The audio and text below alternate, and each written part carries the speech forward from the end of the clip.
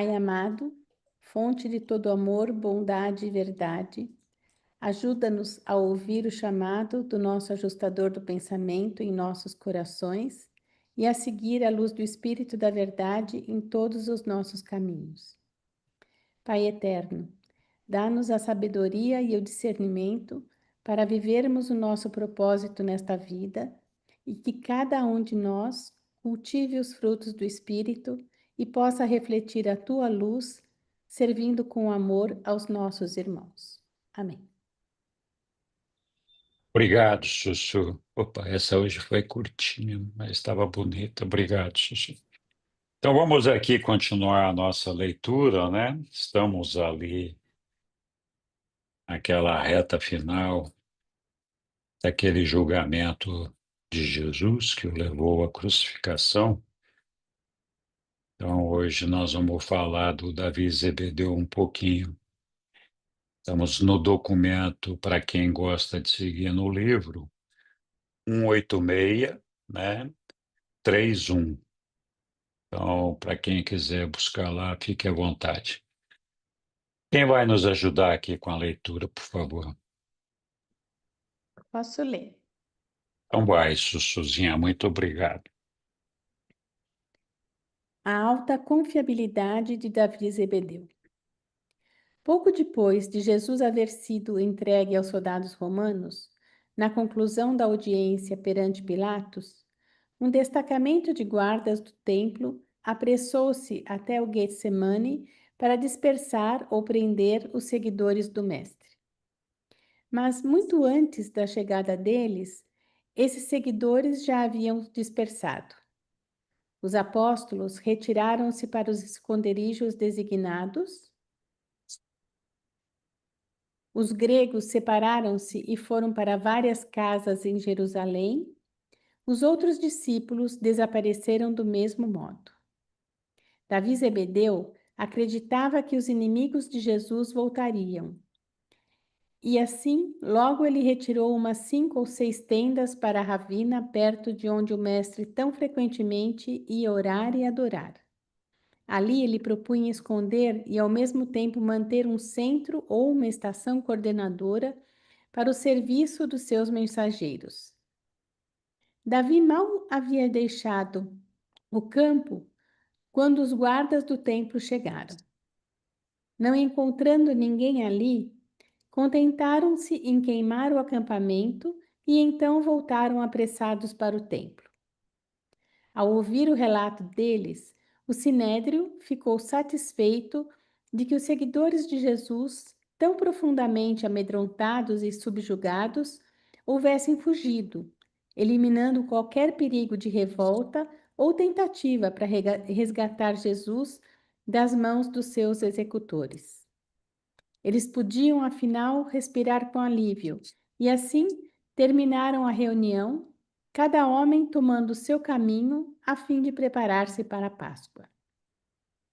Tão logo Jesus havia sido entregue aos soldados romanos por Pilatos para a crucificação, um mensageiro apressou-se até o Getsemane para informar a Davi, e em 5 minutos os corredores estavam a caminho de Betsaida, Pela, Filadélfia, Sidom, Siquém, Hebrom, Damasco e Alexandria. E esses mensageiros levaram as notícias de que Jesus estava para ser crucificado pelos romanos diante da exigência insistente dos dirigentes judeus. Durante esse dia trágico, até receber o aviso de que o mestre havia sido colocado na tumba, Davi enviara os mensageiros a cada meia hora com relatórios aos seus apóstolos, aos gregos e à família terrena de Jesus, reunida na casa de Lázaro, em Betânia. Quando os mensageiros partiram com a notícia de que Jesus havia sido sepultado, Davi dispensou o grupo de corredores locais para a celebração da Páscoa e para o sábado de descanso, e em seguida instruiu-lhes para que se reportassem a ele discretamente no domingo pela manhã na casa de Nicodemos, onde ele propunha permanecer escondido por alguns dias com André e Simão Pedro.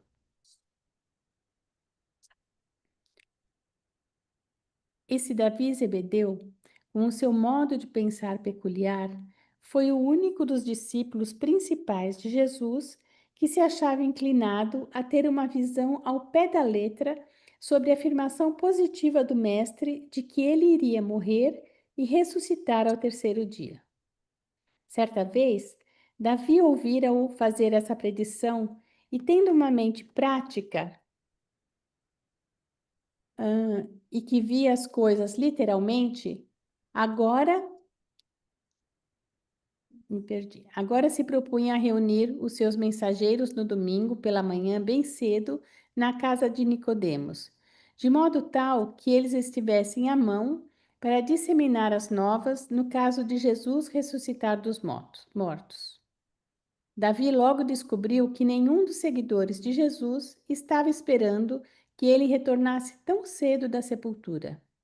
E por isso, ele pouco disse sobre a sua crença e nada revelou sobre a mobilização em sua força plena dos mensageiros cedo no domingo, exceto para os corredores que haviam sido despachados na sexta-feira à tarde para as cidades distantes e para os centros de crentes. E assim, esses seguidores de Jesus, espalhados por toda Jerusalém e pelos seus arredores naquela noite, compartilharam da Páscoa e no dia seguinte permaneceram em reclusão. Muito obrigado, Sussu. Boa noite, bem-vindo a todos aqueles que recém chegaram aí. Acho que eu estou gravando aqui, né? Boa Tá. noite, pessoal. Boa noite. Então, algum comentário sobre esse texto? Então, Davi Zebedeu, embora não fosse um dos apóstolos que ficassem ali ao lado de Jesus, né, o tempo todo lá, ouvindo o Jesus proclamar o evangelho, recebendo suas lições, ele, ao contrário dos apóstolos que estavam sempre ao lado de Jesus, acreditou que Jesus morreria e ressuscitaria ao terceiro dia, né? Ele acreditou no que Jesus falou, mesmo não estando ali o tempo todo ouvindo suas lições e as suas pregações. Então, a fé dele é aquela fé viva, né? Que Jesus pede, uma fé prática. Ele acreditava e colocava em ação. Então, Jesus estava morto, Jesus estava lá no sepulcro e ele reunindo os homens para, quando Jesus ressuscitasse, estar lá pronto para enviar os seus mensageiros para todos os cantos ali de Israel. Então, é, assim, é interessante, né, que embora ele não tenha estado lá recebendo todas as lições, ele tenha sido o único que realmente confiou naquilo que Jesus estava dizendo. É isso. De fato, é interessante isso, bem observado. E é mais ou menos como os gentios, né? E que também, diferentemente dos judeus, que seguiam a doutrina judaica, ortodoxos ou não, os gentios também tinham uma facilidade maior para assimilar os ensinamentos do mestre. E talvez fosse aqui é só uma especulação, talvez fosse uma carência, uma necessidade de encontrar a Deus, de ter um Deus em quem se apoiar, em quem acreditar, porque os judeus tinham toda aquela história de que eles eram o povo de Deus, estavam na casa de Deus, eram os preferidos de Deus e todo aquele negócio, né? E os gentios, ao contrário, teoricamente, não eram seguidores dessa religião judaica, E talvez por isso eles fossem carentes da necessidade de encontrar uma esperança de um Deus que também estivesse e olhasse por eles, né? É claro, o texto aí não está falando dos gentios, está falando de Davi e Zebedeu. Eu só mencionei os gentios porque Davi e Zebedeu também não era um seguidor assim entusiasmado desses sentimentos dessa religião judaica. Ele era filho de Zebedeu, irmão de Tiago e João, e Tiago e João, sim, eram seguidores mais próximos, né, da doutrina judaica, mais afeitos à doutrina judaica. Davi não era tanto assim. Tanto é que Davi não era assim um cara muito espiritualizado, e, e Davi e João e Tiago começaram a seguir muito cedo a Jesus, porque se encantaram com os ensinamentos espirituais deles. Davi não tinha essa queda espiritual tão acentuada como tinha Tiago e João, né? Mas ele foi, evidentemente, conquistado pela simpatia, pelo amor, pela personalidade única de Jesus, né? E com o tempo foi se afeiçoando e aprendendo muito daqueles ensinamentos ali. Era, sem dúvida, uma pessoa de bem. Mas é curioso, porque como ele não era nenhum dos apóstolos, né, justamente porque ele não tinha de largada esse sentimento espiritual tão forte como os outros tinham, de seguir a lei de Deus conforme a lei judaica, é, então talvez o fato de não estar tão preso a essa religião da mente, a essa religião institucionalizada, tivesse dado a oportunidade a ele de assimilar melhor alguns desses ensinamentos de Jesus, estando livre dessa prisão, dessa âncora das tradições, dos ritos, dos dogmas e todo aquele negócio, né?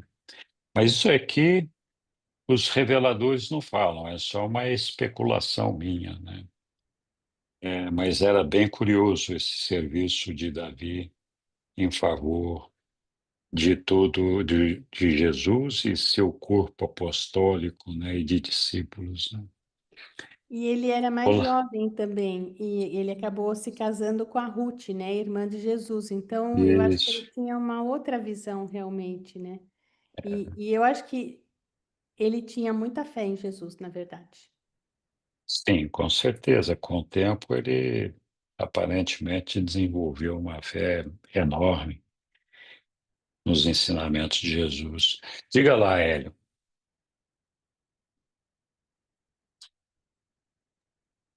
Boa noite a todos, bom Boa vê-los. noite.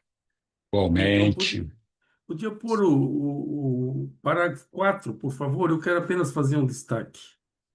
o dia sim, Hélio. Parágrafo 4 está lá. Pois então, eu destaquei dentro do parágrafo 4 a seguinte frase. Está bem no meio do texto, mas por fim. Davi logo descobriu que nenhum, destaque para nenhum, dos seguidores de Jesus estava esperando que ele retornasse tão cedo da sepultura.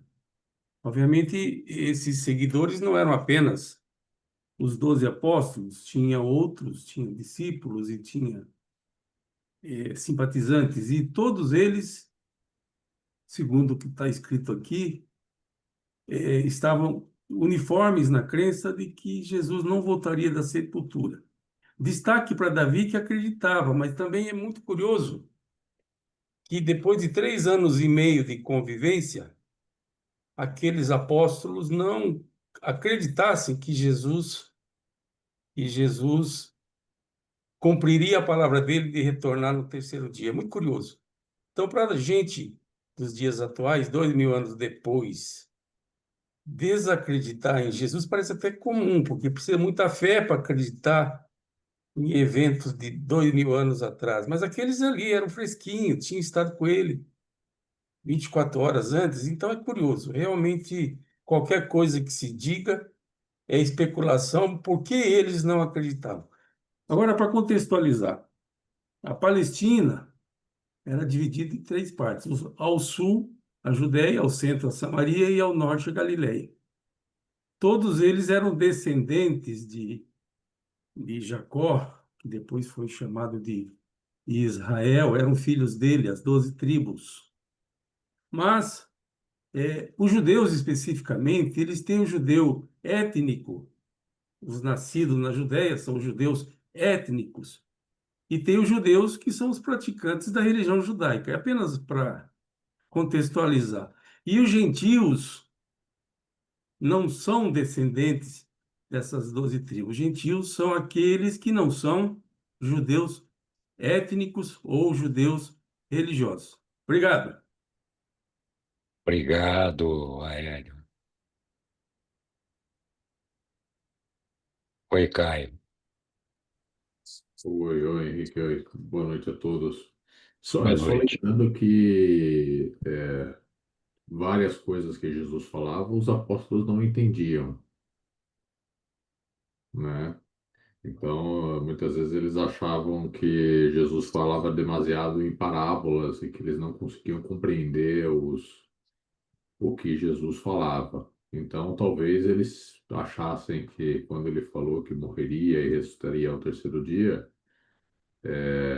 talvez eles imaginassem que isso era alguma figura de linguagem para alguma outra coisa, que não seria literalmente isso, né?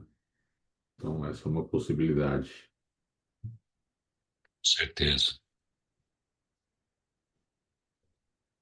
A gente, a gente tem uma dificuldade tremenda de se libertar das coisas que a gente acumulou como verdadeiras, como verdades certas ao longo da nossa existência. Isso é natural, é uma coisa perfeitamente normal. A gente vai socializando com todas as pessoas, tem um envolvimento com todas as pessoas, e embora nós sejamos todos diferentes, nos modos sociais, nos comportamentos, a gente tenta se ajustar mais ou menos igual, de uma forma que não seja muito chocante, para não chamar atenção e não destoar do grupo, não é? A gente sempre tenta ficar ali equilibrado naquilo que, pela sociedade, pelo pessoal, pela humanidade, é considerado normal, né? Nós temos um estereotipo de beleza, temos um estereotipo de... E assim vai, né? Então, tem aqueles padrões de conduta que a gente vai assimilando, né? Alguns deles a gente não entende muito bem, outros a gente acha que entende, e outros a gente até acha que entende bastante, porque a gente gosta bastante deles, né? E esse era o caso ali dos nossos amigos judeus, né? Não importa se da Judéia, da Galiléia, da Samaria, de onde era, os judeus, membros daquelas 12 tribos mencionadas pelo Aélio, eles, desde que nasceram, seus antepassados, tudo, tinham aquela ideia de que um dia eles teriam um Messias, um Redentor, que estaria levando eles para o caminho da prosperidade, transformando eles em alguma coisa com maior independência, maior liberdade, com bastante fartura, bastante felicidade, toda aquela coisa. Então, eles foram criados dessa forma, né, com todos aqueles ritos e tudo mais. E a gente percebe em todos os ensinamentos aqui da vida de Jesus a dificuldade que os apóstolos tinham de se desassociar dessa ideia do Messias Salvador, do Messias que ia ser o rei deles, que estaria implantando um reino que eles assimilavam como sendo o reino de Deus. E embora Jesus insistentemente repetisse a eles que o reino dele não era deste mundo, não era de comer, não era de morar nas residências que eles moravam, enfim. É, eles, na verdade, eles não conseguiam entender muito bem essa questão do reino espiritual. E o grande problema era exatamente esse, né? Essa construção, construção mental que eles tiveram durante toda a sua vida, que pregou, né, que estabeleceu, fixou um ensinamento para eles que era uma dificuldade para eles se livrarem, né? E isso persiste até os nossos dias de hoje, né? Nós temos dificuldade de nos desvencilhar dessas questões religiosas, sociais, que o Roberto levantou numa das reuniões em que esteve comigo, acho que foi na aula da escola da semana passada. E o Roberto lembrou muito bem essa questão da religião social, né? Que nada mais é que essa associação que as pessoas fazem entre si em torno de uma crença comum, de ritos comuns, de uma ideia comum sobre a religião, né? Então, o batismo está arraigado em praticamente todas as religiões cristãs e mais algumas, né, que acham que a pessoa tem que ser batizada, né? Conseguem se livrar dessa ideia, tem uma dificuldade danada de não entender que isso é uma coisa social. Embora Jesus tenha sido batizado, ele não precisava ser batizado. Ele não, ele foi batizado por uma razão diferente daquela que maioria das pessoas foram batizadas por João, né? Jesus apenas compareceu ali à presença de Jesus para transmitir a ele uma mensagem. Olha, estou aqui agora, cheguei, daqui para frente eu vou tocar esse negócio aqui, né? Vai ser comigo, né? Você já fez o seu trabalho. E era mais ou menos essa a ideia, né? Então, Jesus realmente não carecia daquela questão do batismo. E essa questão é uma questão tão forte que os discípulos ou apóstolos de João, se é que a gente pode chamar assim, continuaram insistindo nessa ideia do batismo, né? Então, os apóstolos de Jesus e os apóstolos de João tiveram desentendimentos homéricos e eles foram afinando as pontas ali, se acertando, fazendo concessões uns aos outros. E uma das concessões que foi feita é justamente a questão do batismo, porque os apóstolos de João não queriam abrir mão disso de jeito nenhum, né?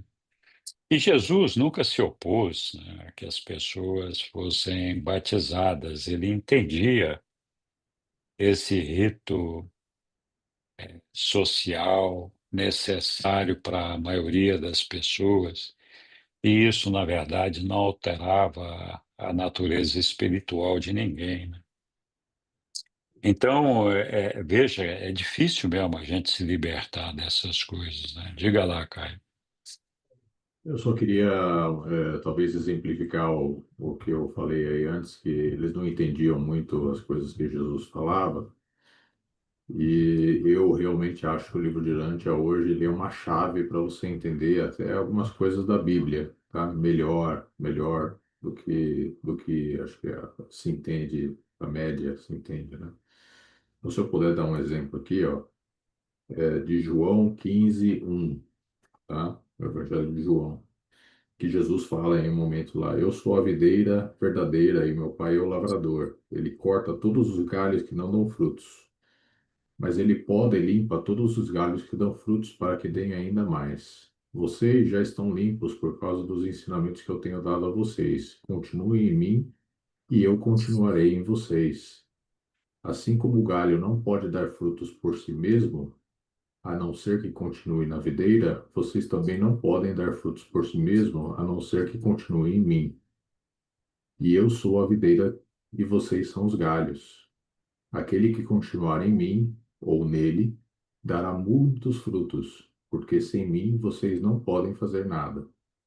Se alguém, porém, não continuar em mim, é como o galho que é jogado fora e seca. As pessoas juntam os galhos secos e os queimam no fogo.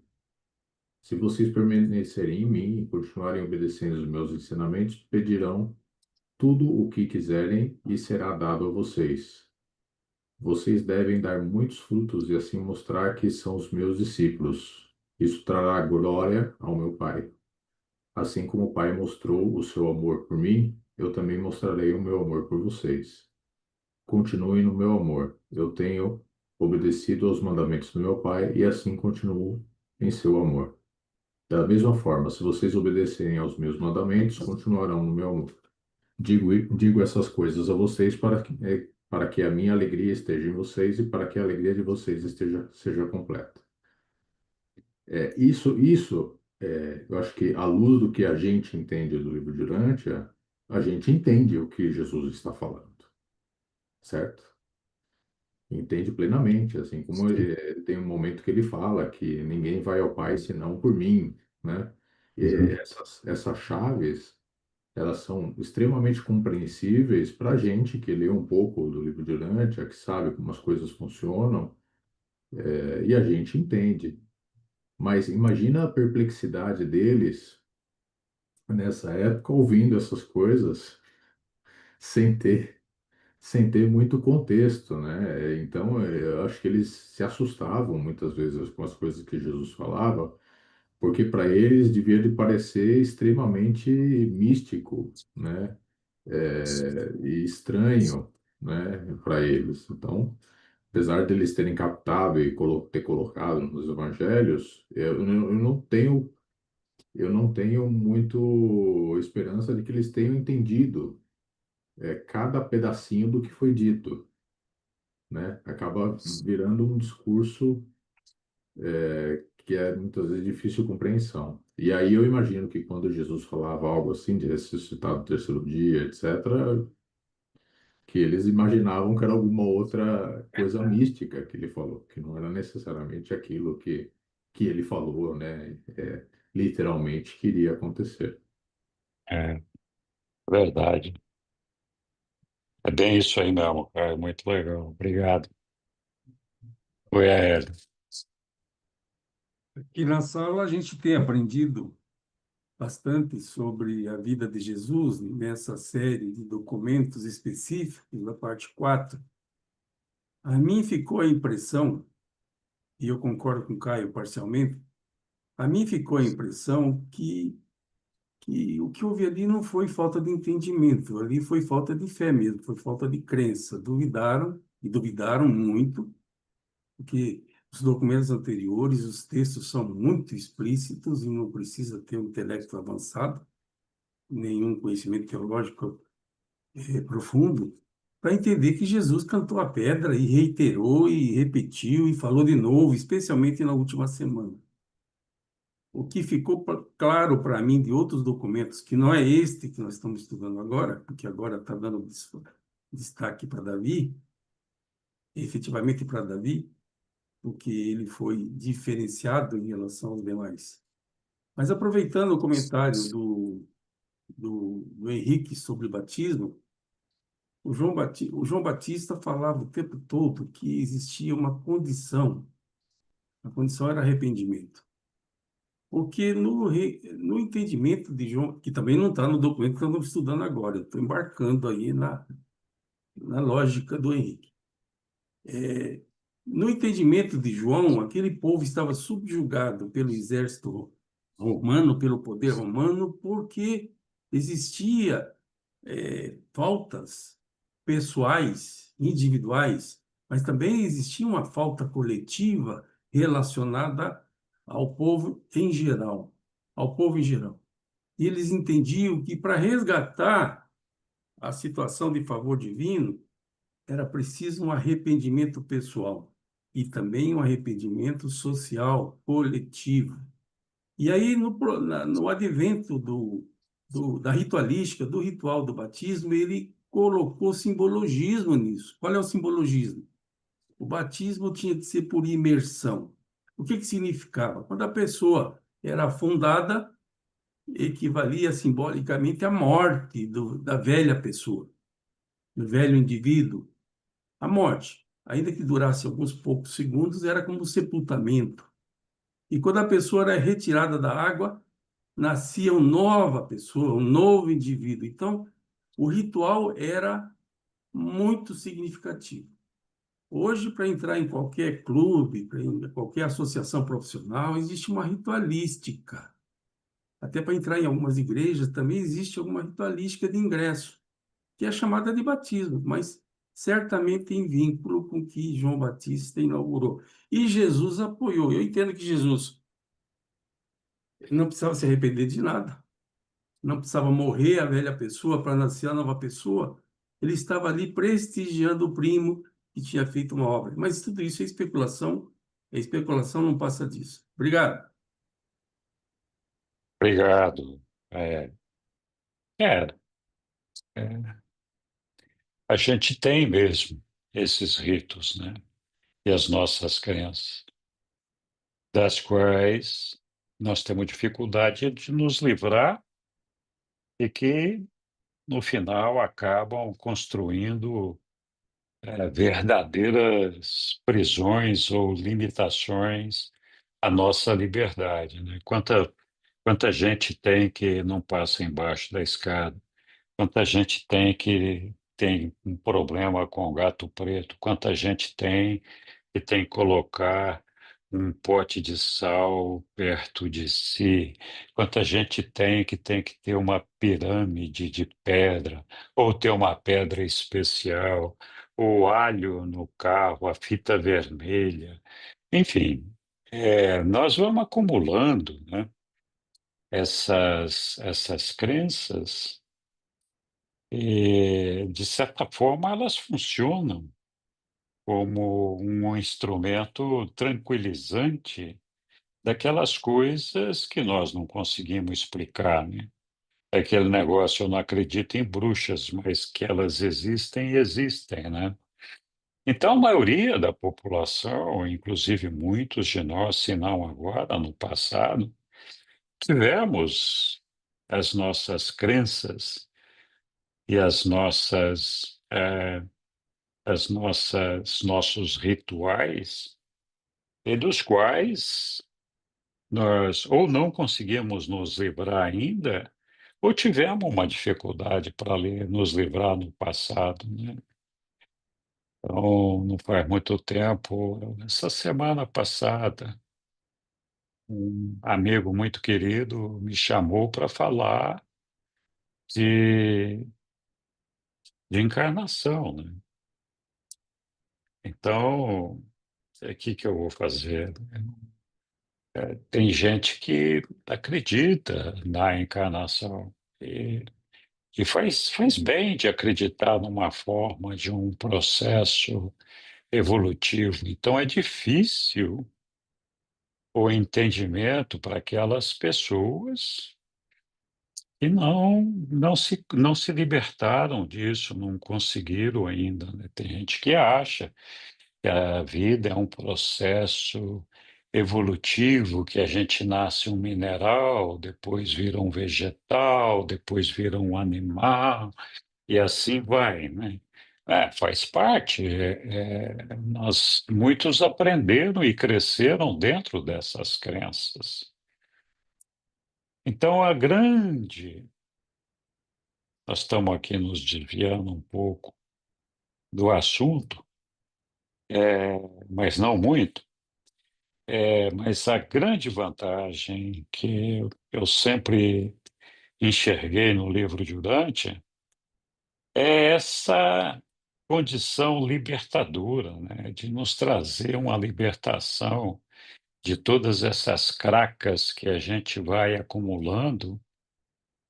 E ao fazer isso, nos dá a oportunidade da gente estabelecer uma meta, um alvo, mais coerente no sentido de buscar a Deus, servir aos nossos irmãos, sem estarmos, né, presos dessas armadilhas, dessas coisas que nos prendem aqui e embaçam a nossa visão, embaçam a nossa mente, e impedem que a gente possa ver as coisas com clareza. É importante isso, mas mesmo assim eu acho que é importante para essas pessoas todas que a gente tenha um respeito especial por elas, um carinho, porque de alguma forma elas querem crer em Deus, buscam a Deus, e como dizia Jesus, né? Não vamos jogar a água suja do balde, que é todas essas crenças acumuladas em cada um, fora, né? Vamos colocando água limpa naquele balde com água suja, vai pondo, aquela água vai transbordar. Em algum momento a água vai ficar limpinha e todo mundo vai se libertar dessas coisas todas, né? Não vamos acabar com a identidade da pessoa, a crença dela, né? E Jesus tinha uma preocupação, isso mesmo com os seus apóstolos, né? Ele não se cansava de repetir as coisas. Embora a gente tenha um certo desvio, a gente se desviou para explicar talvez possíveis causas, né, do porquê Davi tinha essa, talvez, se é que a gente pode chamar, facilidade para melhor compreender os ensinamentos de Jesus, mesmo não sendo um dos seus apóstolos. E talvez a causa fosse essa: Davi não tinha toda essa parafernália dessas crenças, desses ritos, dessas convicções judaicas que embaçavam a mente dos apóstolos, né? E é por essa mesma razão que os gentios, que também não tinham essas crenças judaicas, não estavam apegados a elas, por isso que também os gentios tinham facilidade de compreender os ensinamentos de Jesus. Para nós mesmo hoje, para todos nós, cada um de nós ainda tem dificuldade de assimilar algumas coisas, né? Cada um lê um parágrafo do livro ali e tem uma interpretação diferente. Isso só mostra que a nossa caixinha de ferramentas, a nossa maneira de conduzir, de entender todos esses ensinamentos, observam um processo diferente, né? Então, temos que aceitar que cada um de nós pense nisso aí de uma maneira diferente.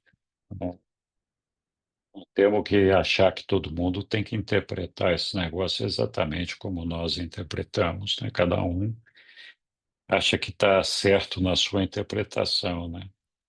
O importante é a gente sempre estar se questionando, será que é isso mesmo, né? Então, vamos estudar um pouco mais. E quem sabe lá na frente a gente muda de ideia sobre esse assunto, né? Muito bem. Isso posto, não sei se alguém mais quer falar do Davi, ou mesmo desse tema das religiões, das crenças, né? Que uma delas é justamente no meio cristão essa ideia de que Jesus nos libertou dos nossos pecados com seu sangue na cruz, né? Muitos cristãos ainda abraçam essa ideia e têm dificuldade de se libertar disso, né? Mas, enfim, continuamos aqui. Alguém nos ajuda na leitura aqui? Eu posso. Boa. Então, acho que foi a Selene, né? Suelen que falou primeiro, né? Vamos lá, Suelen, eu vou colocar aqui. Desculpa, às vezes a cabecinha do veinho aqui embaralha. Então, estamos lá no item 4, a preparação para a crucificação. Pilatos lavou as suas mãos diante da multidão, buscando assim escapar da culpa por mandar um homem inocente para ser crucificado apenas porque ele temia resistir ao clamor dos dirigentes judeus. E em seguida mandou que o mestre fosse entregue aos soldados romanos e deu instruções ao capitão deles para que o crucificasse imediatamente. Ao tomarem Jesus ao seu encargo, os judeus conduziram-no de volta ao pátio do pretório. E depois de remover o manto que Herodes havia colocado sobre ele, eles vestiram-no com as suas próprias roupas. Esses soldados zombaram e escarneceram dele, mas não, mas não mais lhe infligiram nenhuma punição física. Jesus agora estava com esses soldados romanos. Os seus amigos permaneciam escondidos. Os inimigos haviam seguido o próprio caminho. Até mesmo João Zebedeu não se encontrava mais ao seu lado. Pilatos entregou Jesus aos soldados pouco depois das 8 horas. E um pouco antes das 9, eles partiram para o local da crucificação. Durante esse período de mais de meia hora, Jesus não falou sequer uma palavra. Os assuntos executivos de um grande universo ficaram praticamente em compasso de espera.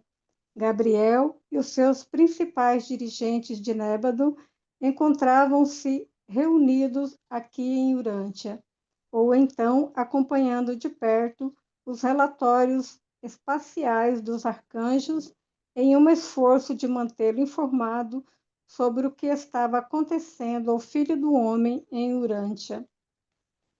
Quando os soldados ficaram prontos para partir com Jesus em direção ao Gólgota, eles começaram a ficar impressionados com a compostura incomum e a extraordinária dignidade e o seu silêncio sem queixas de Jesus. Grande parte da demora em partir com ele para o local da crucificação foi devida à decisão de última hora tomada pelo capitão de levar junto os 2 ladrões que haviam sido condenados a morrer, já que Jesus devia ser crucificado naquela manhã. O capitão romano julgou que esses 2 podiam muito bem morrer com ele, em vez de esperar pelo fim das festividades da Páscoa. Tão logo os ladrões puderam ser aprontados, eles foram conduzidos ao pátio, onde, ao olharem para Jesus, um deles estava vendo-o pela primeira vez, mas o outro estivera por várias vezes ouvindo-o falar, não apenas no templo, mas meses antes no campo de Pela. Obrigado. Bernardo, agradeço. Muito bem, Suelene. Bom, não sei se alguém quer fazer algum comentário, alguma observação a respeito desse texto?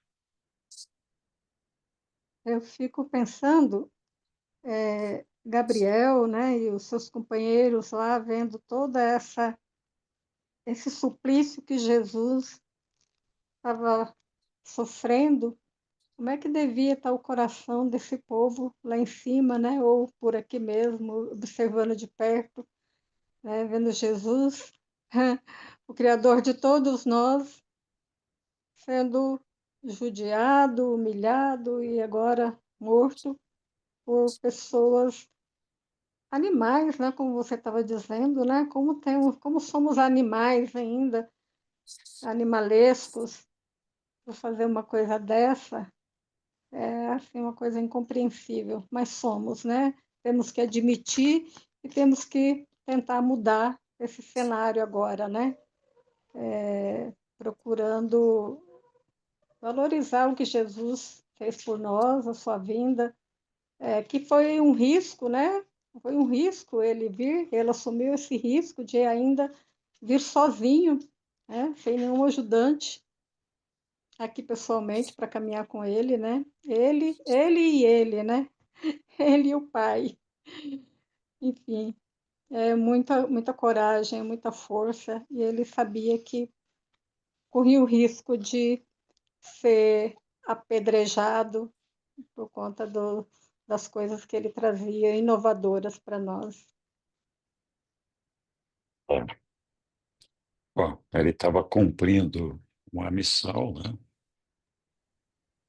Então, tinha que cumprir. É, essa é a obrigação do Micael lá. Diga lá, Hélio. Antes eu quero ouvir a Dani. Por favor, Dani. Ah, tá bom. Diga então, Dani. Boa noite, obrigada, Hélio. Foi bom porque eu vou pegar o gancho da Suelen no meu comentário. Suelen, eu também me faço essas perguntas, tipo, ai, como que seria, né, Gabriel, ou seja lá em outras situações, outros seres aí. Mas eu vou por outro ponto de vista de observação.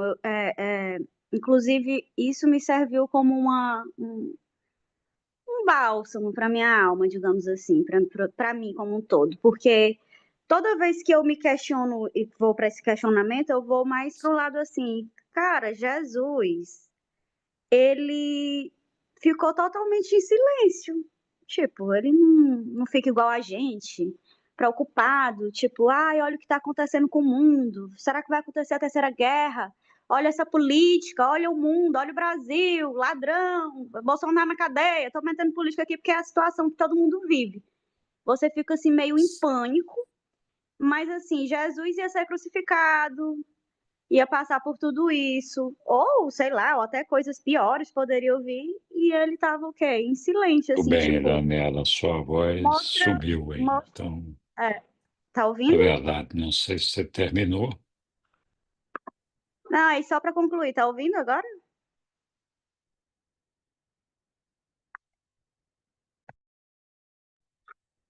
Oi, tá ouvindo?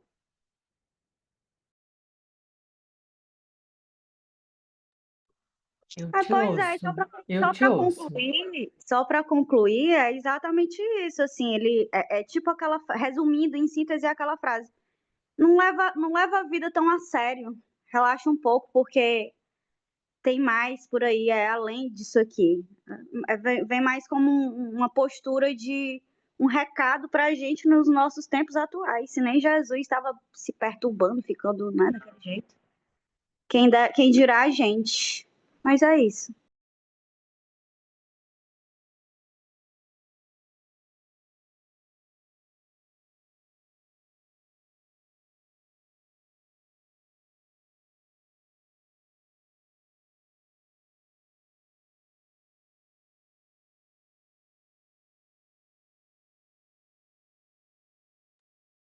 Eu não estou ouvindo ninguém. Estão falando? Alguém está falando? Alguém está me Pode, ouvindo? Eu estou te pode, ouvindo. Eu estou te ouvindo, Aélio.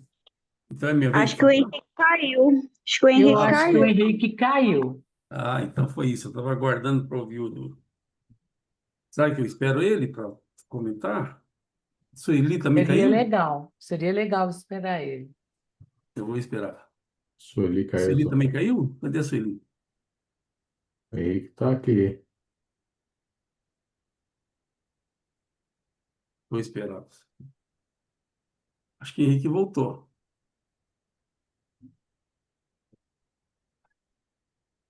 Henrique, você está ouvindo?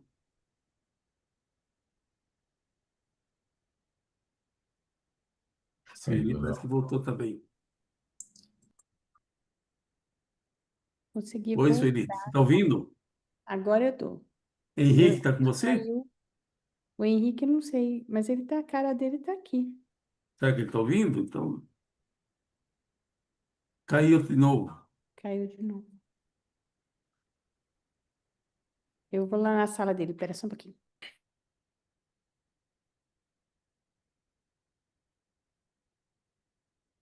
Aproveitar para treinar o silêncio. Olha, é difícil, hein? O silêncio é difícil de controlar e treinar.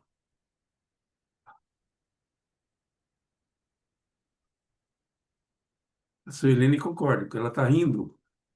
É Suelene ou Suelen?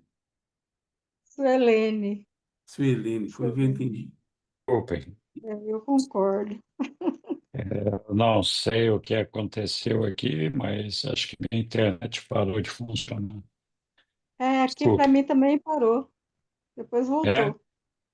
É, Que Eu coisa também de caí, louco. saí também da sala, não sei como. acho Também. que foi meio que Pois é, geral, né? então, será Foi que deu um vários, né? apagão aí? É. Bom, anyway, estamos de volta aqui, vamos continuar, né? Ah, vamos seguir adiante. Aélio, está escrito. Aélio, está escrito, vamos lá, diga Aélio, o que que você quer, Aélio? Rapaz, se eu começar a relacionar o que eu quero aqui, vai a reunião inteira. Mas, enfim, vou comentar sobre o texto lido. Fala só do que é mais importante, então, Deus, vamos o lá. livro. Então, tem coisa mais importante que o texto, mas vou deixar para lá. Vamos para o texto. Por Fala, favor, coloca lá eu fiz duas marcações, o texto é curto. O um, o 1, isso, sim, 4.1. está lá, Eu destaquei aqui no meu texto a última frase. Até mesmo João Zebedeu não se encontrava mais a seu lado. Ou seja, Zebedeu esteve com ele nos julgamentos diante do Sinédrio, esteve com ele diante de Pilatos, mas não o acompanhou no trajeto até o local da crucifixão e também não viu tal ato acontecer. Apenas um destaque, porque eu já ouvi comentários dizendo que ele estava lá, e aqui está dizendo que não estava. O seguinte, no 4.2, acho que sim. a Suelene já começou a falar, mas eu queria destacar o último parágrafo, eu vou lê-lo. Gabriel e os seus principais dirigentes de Nébadon encontravam-se reunidos aqui em Urântia, passando a ideia que eles vieram a Urântia presencialmente. No entanto, na sequência, coloca ou, ou então, acompanhando de perto os relatórios espaciais dos arcanjos, o que sugere que é uma coisa ou a outra, de sorte que não está sendo colocado como uma pergunta, está sendo colocado como uma afirmação que dá motivo para o meu comentário de foi uma coisa ou foi a outra. Grato.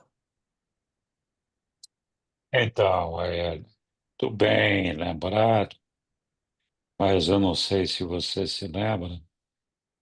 João inicialmente tinha recebido ordem de Jesus para que ele estivesse presente o tempo todo acompanhando Jesus, e ele fez isso.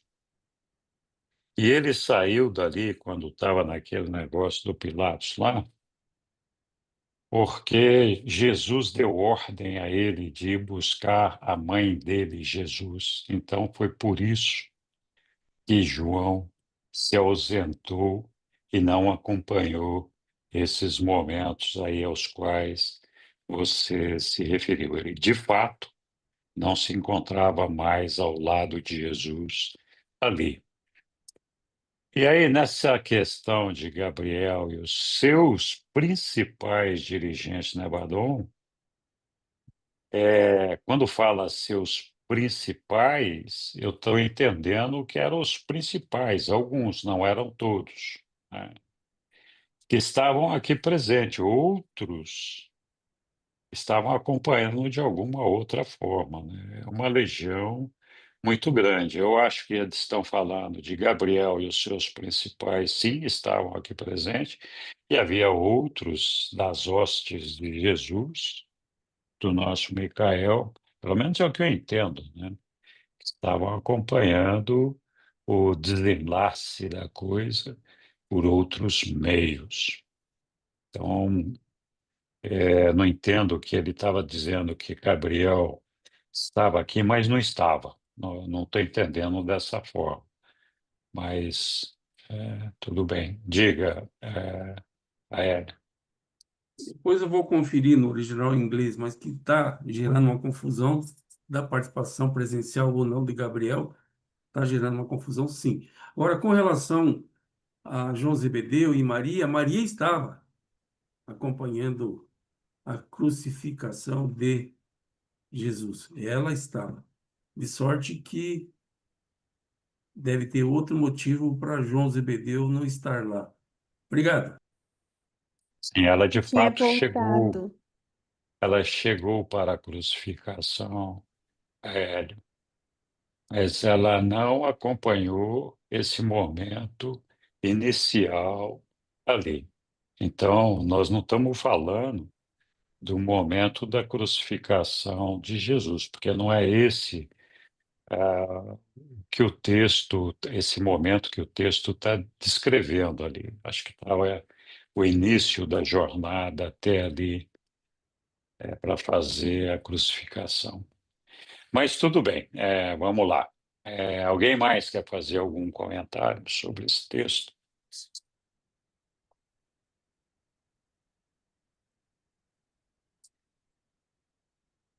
Tudo bem. Então, acho que podemos prosseguir aqui na leitura, né? E agora nós vamos ler aqui esse documento 5. Alguém quer ler para nós aqui? Eu Item posso 5. ler. Então vamos lá, Egli, muito obrigado. 5. A morte de Jesus em relação à Páscoa. Não há nenhuma relação direta entre a morte de Jesus e a Páscoa judaica. Verdade é que o Mestre entregou a sua vida na carne nesse dia, o dia da preparação para a Páscoa judaica. E por volta da hora do sacrifício dos cordeiros da Páscoa do templo. Mas a coincidência desses acontecimentos de nenhuma maneira indica que a morte do Filho do Homem na Terra tenha qualquer ligação com o sistema de sacrifícios dos judeus. Jesus era um judeu e, como Filho do Homem, era um mortal dos reinos.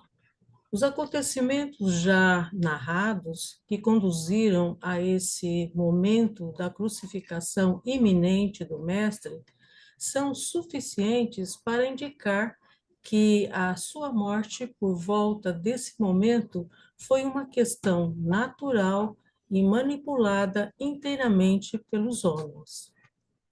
Foi o homem e não Deus que planejou e executou a morte de Jesus na cruz. Bem verdade é que o Pai recusou-se a interferir na marcha dos acontecimentos humanos em Urântia, mas o Pai no paraíso não decretou nem exigiu ou solicitou a morte do seu filho como foi executada na terra. É um fato que, de alguma maneira, mais cedo ou mais tarde, Jesus teria tido que se despojar do corpo mortal, da sua encarnação nessa carne, mas ele poderia haver cumprido essa tarefa de inúmeros modos. sem que fosse necessário morrer em uma cruz entre dois ladrões, Tudo isso foi um feito do homem, não de Deus. Na época do batismo do Mestre, já havia ele concluído a técnica da experiência exigida na terra e na carne, necessária para completar a sua sétima, última auto-outorga no universo. Nessa mesma época, o dever de Jesus na terra estava já cumprido. Daí por diante, toda a vida que ele viveu e mesmo o modo da sua morte foram uma ministração puramente pessoal da sua parte para o bem-estar e para a elevação das suas criaturas mortais.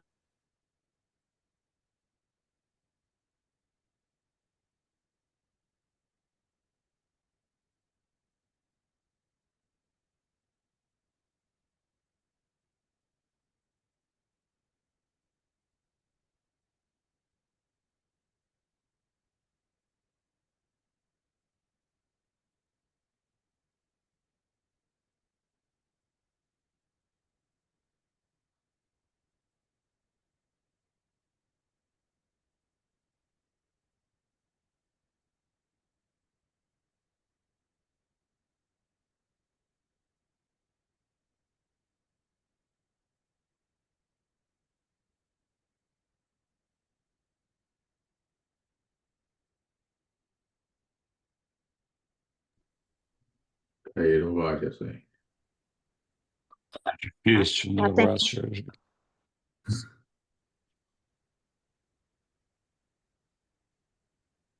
Só eu que caiu, todo mundo caiu. Um monte de gente caiu. Eu tô aqui. Que bom. Seu som ficou estranho, Henrique. Meu som ficou estranho. Agora tá ok. Agora voltou.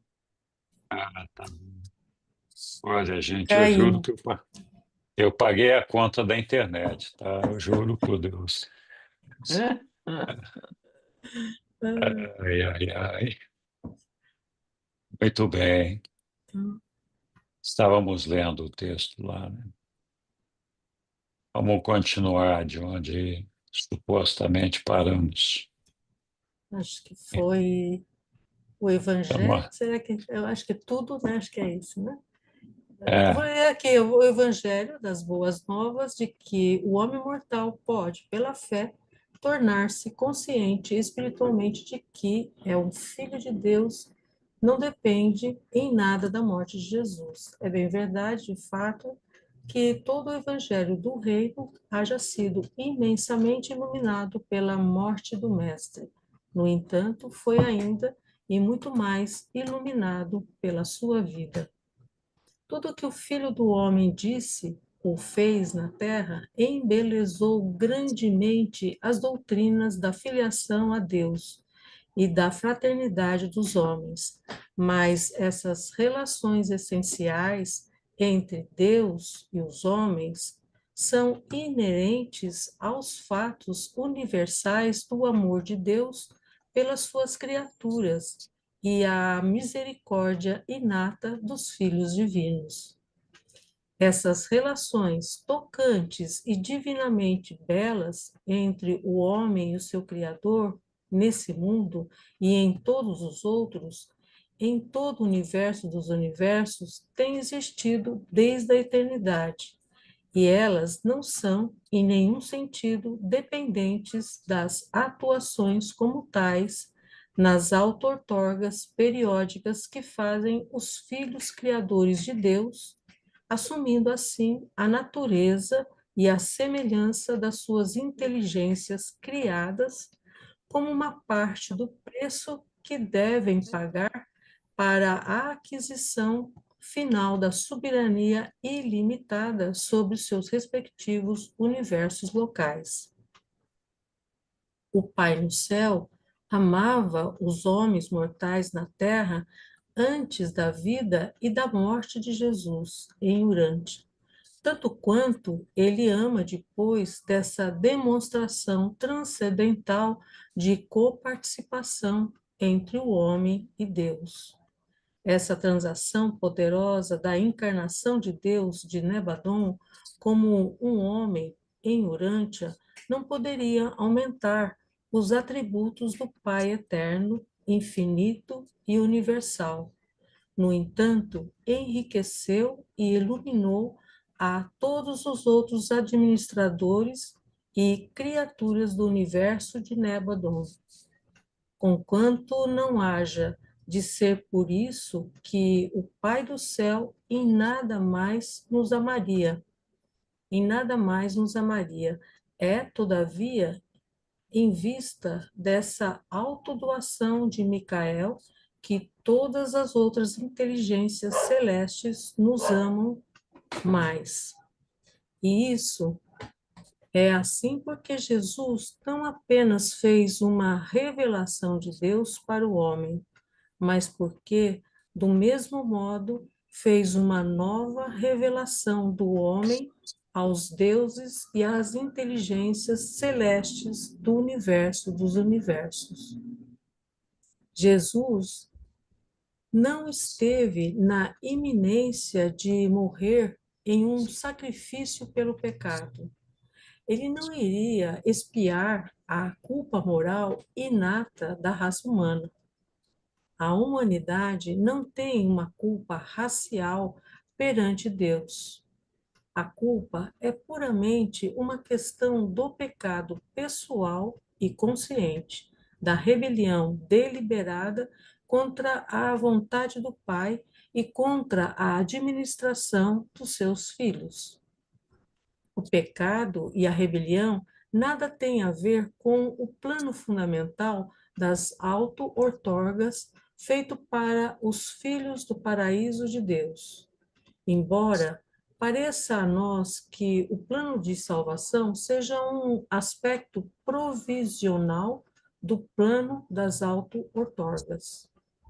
A salvação dada por Deus aos mortais de Urântia teriam sido tão efetiva e inequivocadamente segura se Jesus não tivesse sido levado à morte pelas mãos cruéis de mortais ignorantes.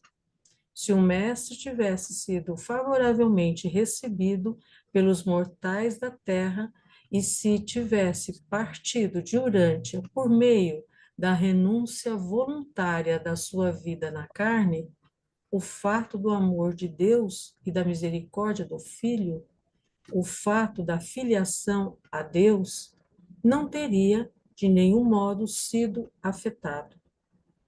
Vós, mortais, sois filhos de Deus e apenas uma coisa exigida para essa verdade seja factual na vossa existência pessoal.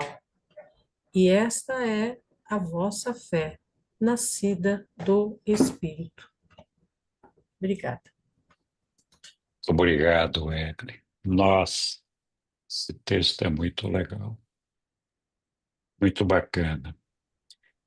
E, mais uma vez, eu acho que os reveladores conseguem trazer, do meu ponto de vista, os reveladores conseguem trazer uma linguagem compreensível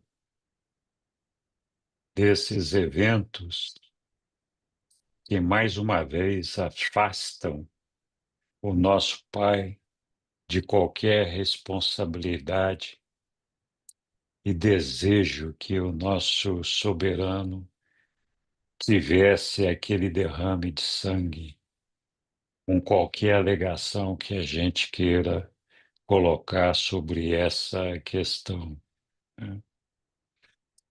Então, não foi preciso que Jesus viesse ao nosso mundo para que o nosso Pai nos amasse. E Ele não nos ama mais porque Jesus esteve aqui. Ele igualmente nos amaria, tá? Então, é bem verdade que o fato de Jesus ter passado esse tempo conosco trouxe uma iluminação para todos nós sobre o nosso Pai e principalmente para todos os outros seres celestiais, né?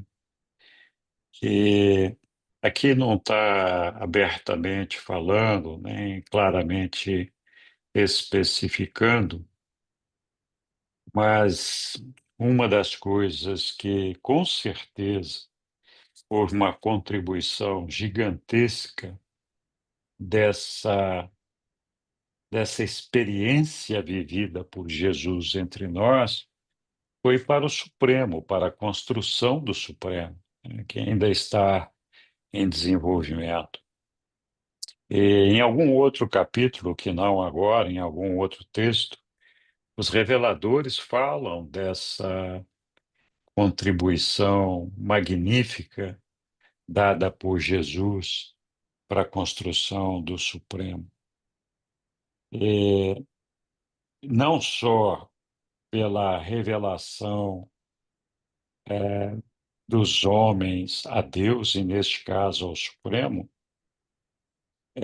mas principalmente por fazer com que muitos seres humanos, muitos mortais, passassem a ter uma visão diferente de Deus e a buscar Deus de uma outra forma, fazendo com que cada um dos homens,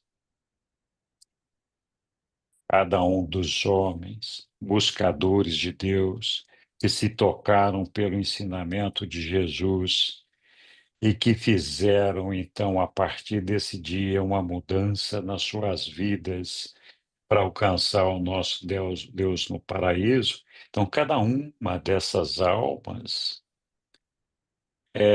que cumpriu, então, a sua parte aqui na Terra, sendo uma célula do Supremo, ajudou a construir o Supremo também, por essa influência e esses ensinamentos de Jesus que tão grandemente nos incentivaram a aumentar a nossa fé, a compreender a sua presença entre nós, compreender o nosso destino, compreender a bondade e a beleza do nosso Pai e fizesse com que nós tivéssemos o desejo de alcançá-lo.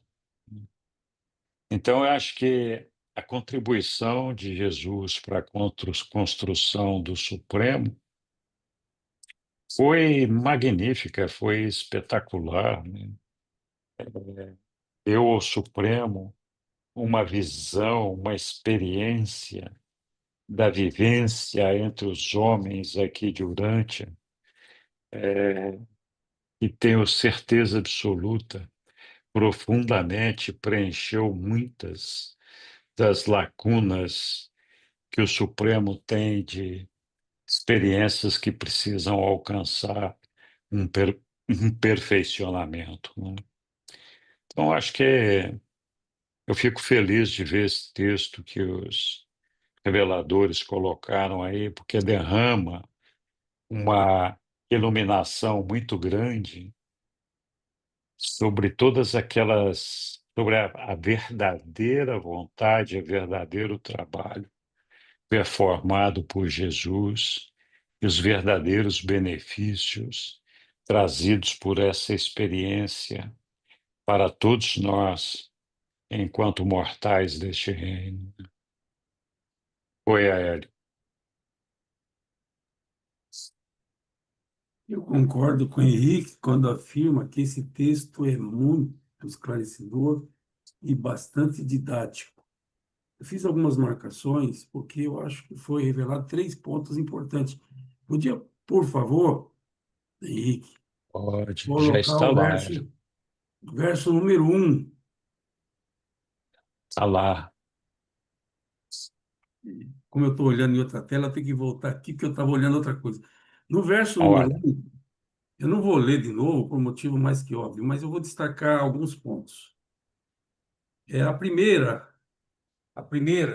esse primeiro ponto está no verso 1, dizendo que não há relação nenhuma entre a morte de Jesus e a Páscoa judaica.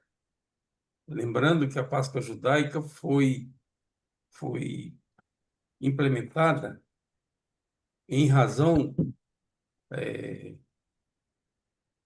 dos filhos de Israel não terem morrido na passagem daquele anjo sobre as suas casas, e enquanto os primogênitos dos egípcios morreram. Então, a Páscoa judaica é uma celebração desse livramento.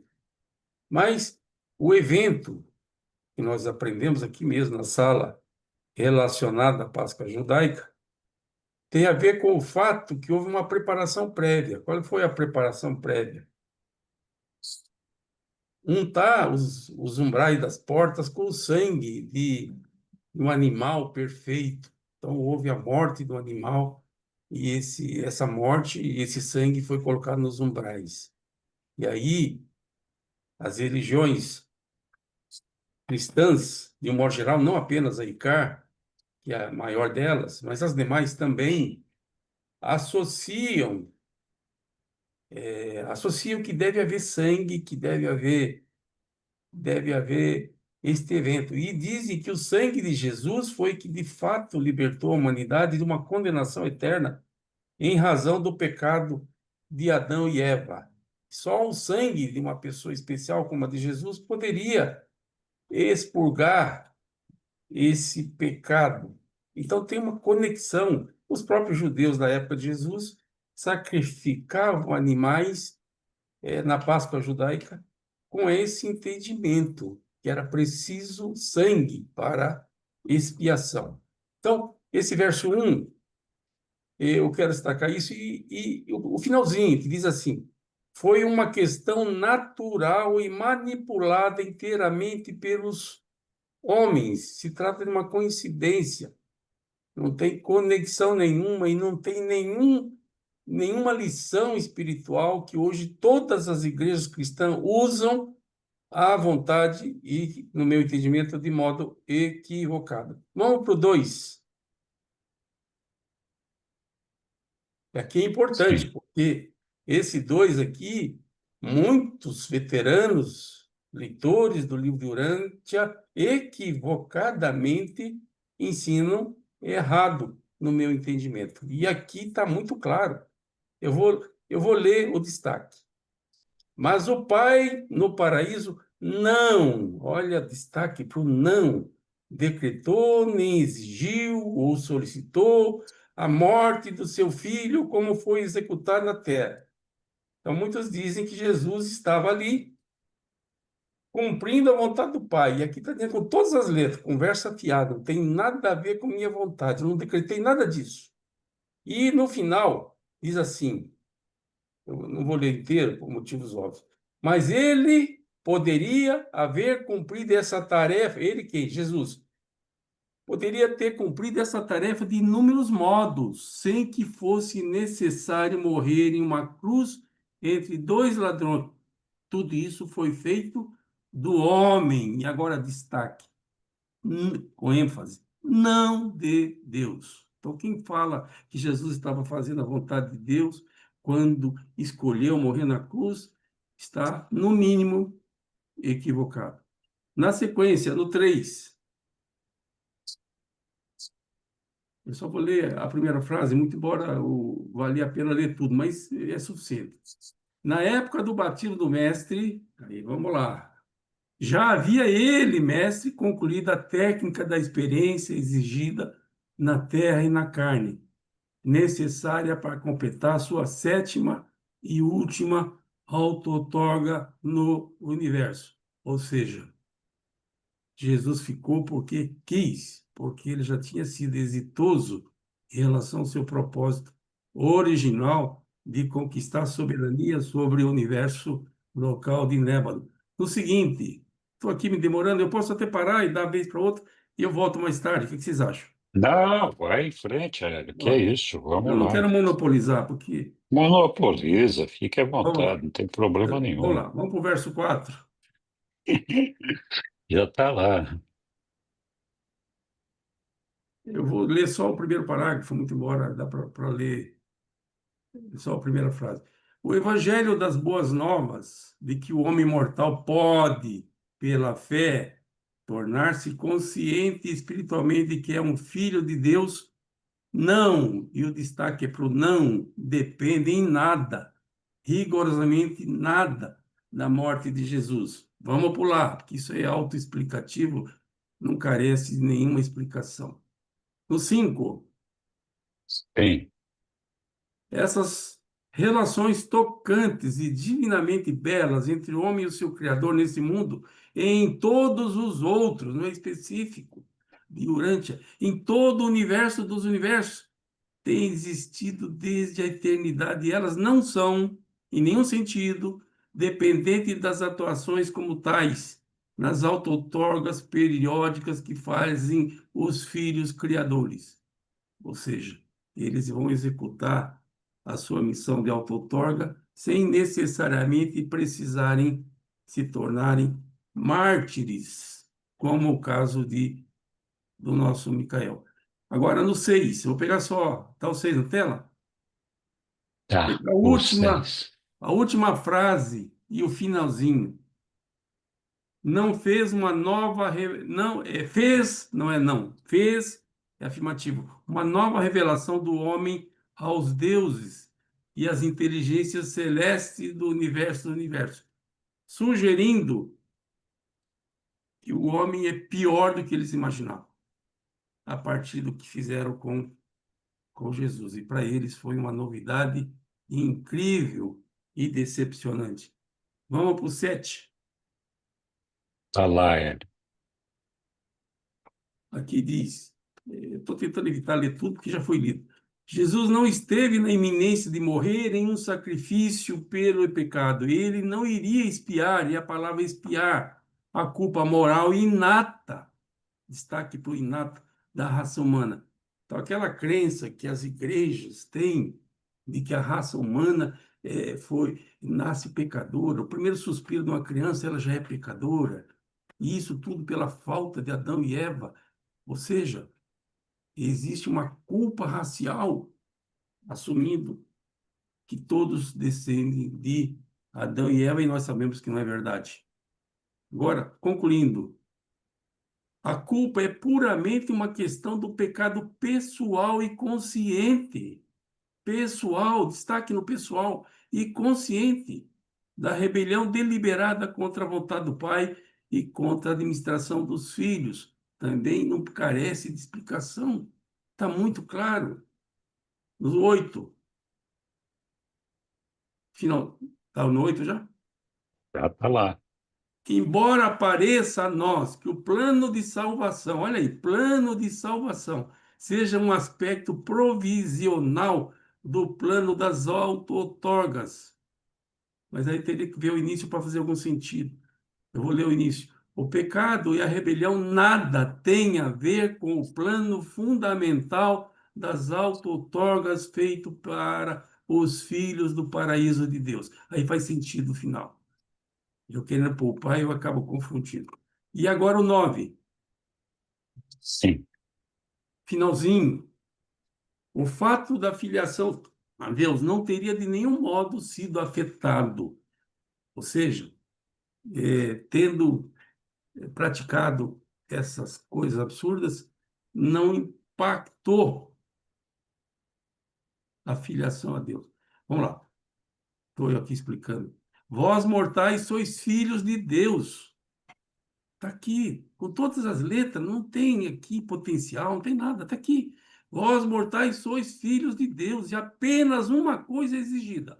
Apenas uma coisa, é condicional. Para que essa verdade seja factual. Tem muita gente que gosta de falar em factual, pois aqui está, factual, na vossa experiência pessoal. E esta é a vossa fé, nascida do Espírito. Então, não precisa morrer, você não precisa virar Espírito, precisa nada, está aqui. Está dito com todas as letras, cada um. E no mundo, e no nosso mundo aqui, a gente ouve tanta coisa discordante. Pô, eu falei demais. Grato. Obrigado. Obrigado, Hélio. Foi bom ler esses trechos novamente. Então, alguém quer acrescentar algum comentário sobre esse texto?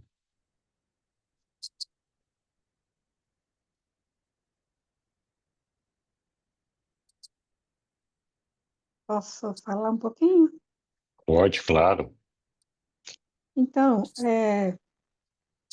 a coisa mais linda que Jesus fez, que para mim, no ponto de vista, é libertadora, foi essa mensagem de que a gente, dessa religiosidade pessoal, de que a gente pode, aliás, que isso deve ser uma prática nossa, da gente ter essa ligação direta com o Pai, que é essa verdadeira religião, né?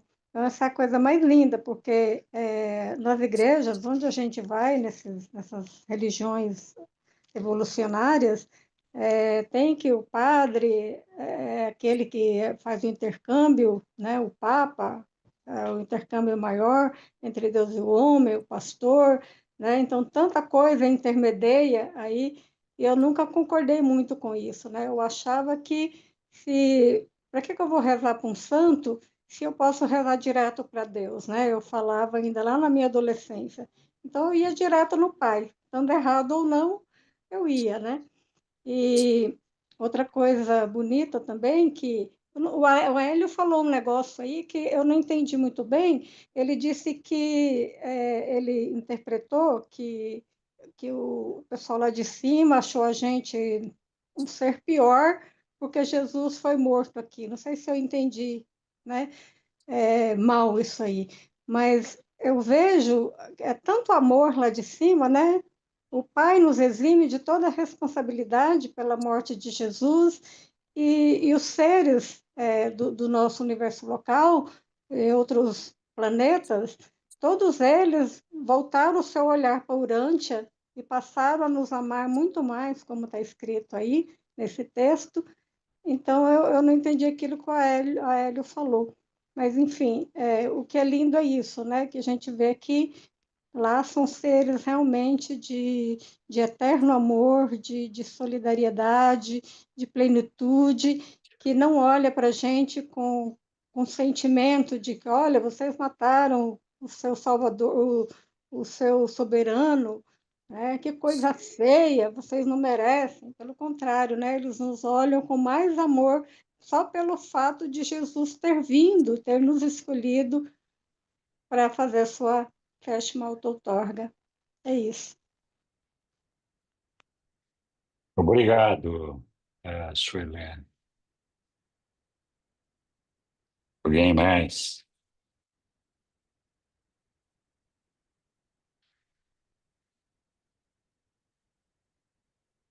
Então, eu queria comentar uma coisa aqui que eu falei a semana passada e que depois de uma reflexão, na verdade, eu acho que não está muito certo o que eu falei. Eu falei que os Micaéis, a maneira deles saírem aqui da Terra, teria que ser sempre por um processo de morte. Por quê? Porque eles não podem se fusionar com o seu ajustador do pensamento, né? Enquanto que o mortal não precisa morrer para sair daqui da Terra e ir para as Morôncias. É lógico, ele perde o corpo dele, mas se o mortal alcançar a fusão com o seu ajustador do pensamento, é, ele é trasladado daqui para as Morôncias e o corpo dele se perde nesse caminho aí, né? Como os reveladores descrevem poeticamente como uma carruagem de fogo, né? E, e lá, quando chega lá nas Morâncias, já esse cidadão que não perdeu a consciência foi meramente trasladado para lá, então, portanto, não morreu. Chega lá, simplesmente tem um corpo novo para esse cidadão. Então, eu falei a semana passada que existe a possibilidade do mortal não morrer, existe mesmo, essa possibilidade está presente, né? E baseado nesse pressuposto, é que eu falei que os Micaéis teriam que sempre abandonar a sua sétima autotorga por meio da morte. Na verdade, eu não tenho certeza que seja assim, porque é verdade que os Micaéis não podem se fusionar, porque eles já são seres espirituais.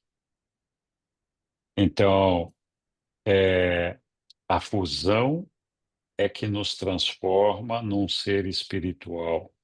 E o fato de ser um ser espiritual é que faz com que a gente não precise morrer. O espírito não morre nunca. Então, como os Micaéis já são seres espirituais e eles alcançaram o desenvolvimento humano aqui na Terra até o ponto de completar totalmente a sua alma, que seria o momento em que eles poderiam fazer a sua fusão com o ajustador do pensamento e não o fazem, porque não são fusionáveis. Mas refletindo sobre esse assunto depois, eu pensei que, embora isso não esteja escrito em lugar nenhum do livro, que talvez os Micaéis possam simplesmente desistir de continuar vivendo aqui na Terra e ser meio que trasladados, vamos dizer assim, de volta para o ambiente deles numa carruagem de fogo. Não sei exatamente como teria que ser isso. Também é bem verdade, eu não sei se isso é válido para todos os Micaéis, que o Micael deveria experienciar a ressurreição na morôncia para iluminar os mortais. Porque essa é uma oportunidade, é uma maneira daqueles mortais que estão ainda aprendendo sobre Deus, aprenderem sobre a ressurreição, aprenderem sobre a vida eterna. Então, eu não sei se essa morte é necessária para todos os Micaéis, de forma tal que eles tenham que ressuscitar para mostrar para os mortais que ressuscitaram. Então, essa parte eu não sei se é uma obrigação de todos os Micaéis. Eu não me lembro de ter visto no livro de Urântia nenhuma indicação a respeito disso. Muitas vezes a gente faz associações a partir das interpretações, então fica a dúvida aí. Eu, por um lado, agora acho que se nosso Micael desejasse sair da terra sem morrer, como se tivesse sido trasladado, a ele seria possível fazer isso, com certeza, assim como para o nosso Melquisedeque foi possível. Mas aí ele não teria essa experiência da ressurreição entre nós, nem a experiência do mortal despertando nas morôncias. A sétima auto-outorga, até onde eu consigo me lembrar, não obriga essa experiência nas morôncias, mas preciso voltar a ler esse assunto. Então, só estou levantando isso daqui porque eu fui tão categórico a semana passada e acho importante manifestar que eu tenho algumas dúvidas a respeito disso. E quem sabe cada um de vocês, fazendo a sua própria reflexão e seus estudos, pode encontrar depois as respostas que eu ainda não encontrei. Diga lá, Hélio. Antes, eu quero ouvir o Caio. Por favor, Caio. Só para falar que tem um trecho específico do livro de Urântia que fala sobre isso, tá? Isso daqui tá no capítulo do documento 20. É. Olha, dos filhos do paraíso, e aqui tá, aqui, ó, é o 26:7. Quando não são Uhum. levados à morte pela violência, os filhos auto-otorgados abandonam voluntariamente as suas vidas e passam pelos portais da morte, não para satisfazer as exigências da severa justiça ou da ira divina, mas antes para completar a outorga, para beber do cálice da carreira da encarnação e da experiência pessoal, de tudo o que constitui a vida de uma criatura, de modo como ela é vivida nos planetas da existência mortal. A outorga, a doação de si próprio, é uma necessidade planetária e do universo. A morte física nada mais é do que uma parte necessária em uma missão de auto-outorga. Então, eu entendo que é necessário ter a morte física, é necessário beber do cálice, porque isso é parte da experiência completa, né, da vida de um mortal. Agora, o modo como é feito isso, É que, sim. existem vários, né? Existem Uhum. várias maneiras, tá? É, então, é isso, só para dizer que isso está explícito no documento 20, tá? É, Muito, muito obrigado, Caio. Foi bom você relembrar esse documento aí. Eu realmente havia me esquecido. Mas essa semana eu estava encucado com esse negócio aí, ainda não tinha tido tempo de procurar. Obrigado, elucidou bastante. Diga lá, Hélio. Grato, Caio. Eu ia mencionar esse documento. Você tem razão. Mas apenas usando de inferição, a experiência de nascer de mulher para um filho criador, o parto, os primeiros dias, a primeira infância, essas coisas, por mais que traga algum aprendizado, porque esse filho criador, ele vem também aprender, ele vem se qualificar, ele vem se preparar no exercício da soberania.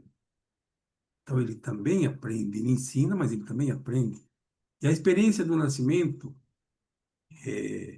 do útero de uma mulher, para esse filho criador, não é tão significativo. O que é de fato significativo e vale para todos nós? A experiência da morte. A morte é uma experiência muito importante. Ou seja, o filho criador vem conhecer as suas criaturas e ele não passa pela morte, não tem lógica. A morte é muito importante como experiência. Isso só corroborando, por inferição, o que acabou de dizer Caio em texto específico. Parabéns, Caio. Grato. Obrigado, Hélio.